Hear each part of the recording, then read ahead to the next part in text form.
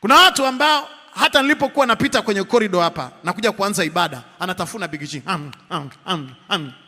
huko kwenye viti. Ukishamaliza kutafuna Big G hayo, ukimaliza unaweka kwenye hivyo viti vyetu hapo.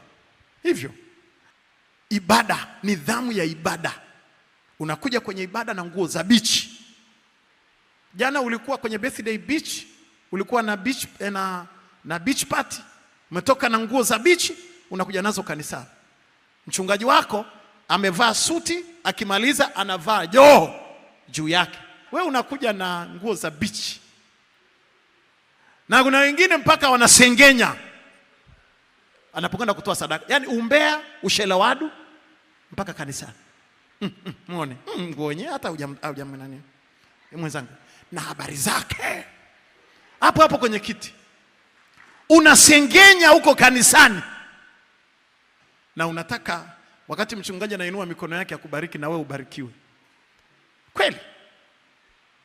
Nidhamu ya ibada. Kuna watu ambao hata nilipokuwa napita kwenye korido hapa na kuja kuanza ibada, anatafuna Big G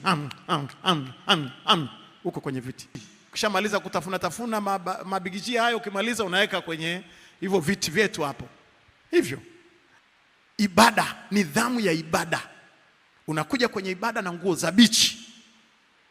Jana ulikuwa kwenye birthday beach, ulikuwa na beach na beach party, umetoka na nguo za beach, unakuja nazo kanisani.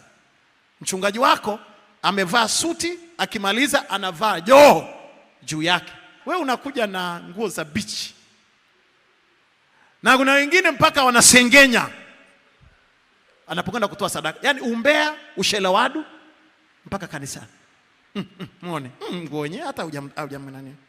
Mwenzangu, na habari zake. Hapo hapo kwenye kiti.